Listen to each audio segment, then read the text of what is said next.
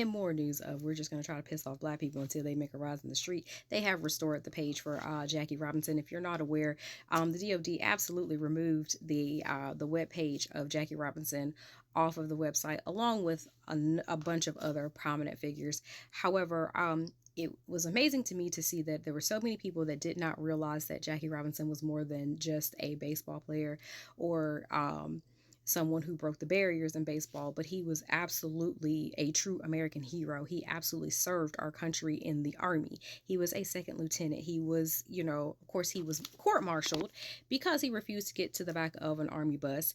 And it was really, really interesting how, the DOD responded via their press secretary for stating that everyone here loves Jackie Robinson and, thank him for his service on and off the field. Code word for we're trying not to be racist because we just got caught doing some fuck shit, and here we are. Because here's the thing, y'all. A lot of people look at these black and white photos of people and think that, oh, it's just so long ago. Y'all know that man got a son, right? David Robinson is really out here a whole human, supporting the foundation for his father. And of course, he made a statement, which, a lot of people were just like, yes, that man has, a child. Real interesting that the MLB had nothing to say. Not really, but did we expect them? But it was real.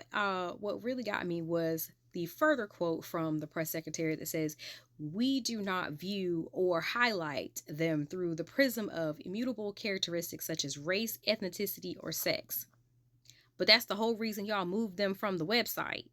Like, please make this shit make sense. And of course they were like, oh, we use a software so that it goes through.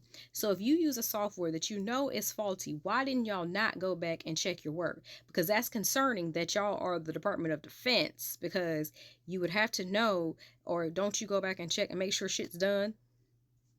No, you all didn't think that people were going to make such a big stink about it, because you had people like Medgar Evers that were taken down. Of course, we know about the Tuskegee Airmen. We talked about this before.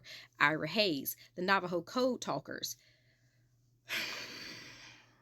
All of these pages are so fundamental in American history because, again, you cannot have American history without Black American history.